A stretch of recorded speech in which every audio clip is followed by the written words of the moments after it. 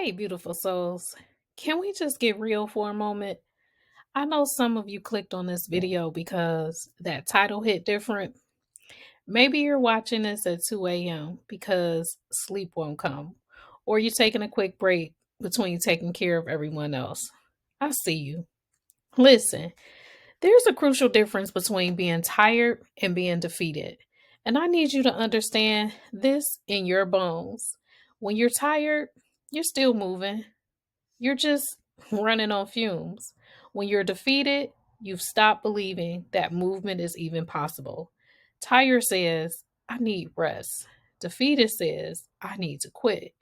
Tired is temporary. Defeated, think is permanent.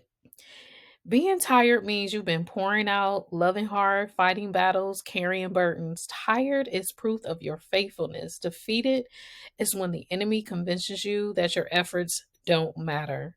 But, honey, let me tell you, Paul reminds us in 2 Corinthians 4 8 through 9.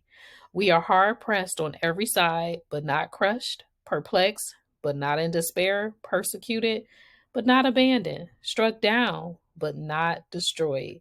You may be pressed, but you're not crushed.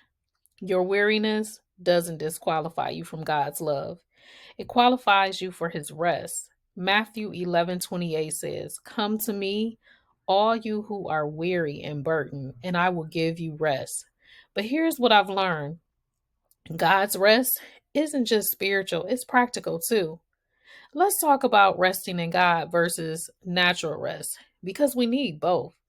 Resting in God means surrendering your need to control everything. OMG.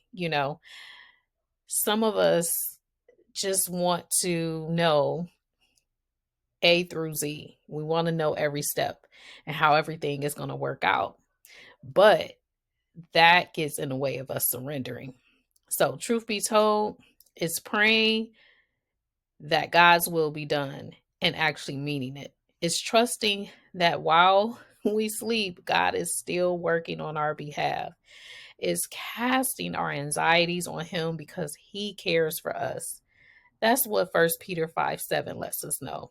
But natural rest, that's God's gift too. Your body is a temple, and temples need maintenance. You need 7 to 9 hours of sleep. You need to put the phone down an hour before bed. You need to say no to some things so that you can say yes to rest. You need to hydrate, move your body, eat food that fuels you and not drain you. Here's what I want you to understand taking care of your physical body isn't selfish, it's stewardship. How can you serve from an empty cup? How can you love others when you're running on spiritual and physical fumes? Even Jesus withdrew to rest and pray. If the Son of God needed rest, what makes you think you don't? So that whole thing, hustle, hustle, hustle, get rest later, don't even succumb to that. This week, I challenge you to honor both types of rest. Set a bedtime and stick to it. Create a morning routine that includes prayer before you check your phone. And remember, your worth isn't measured by your productivity. You are loved because you exist, not because of what you do. Share this with someone who needs permission to rest. And let's normalize taking care of ourselves as an act of worship. Thank you for spending time with me today. If this message touched your heart, please share it with someone who needs to hear it. Subscribe for more faith-filled content. And remember, you are loved, you are chosen, and you are never alone. Until next time, keep shining your light. Bye, beautiful. This is Faye with Rooted and Real.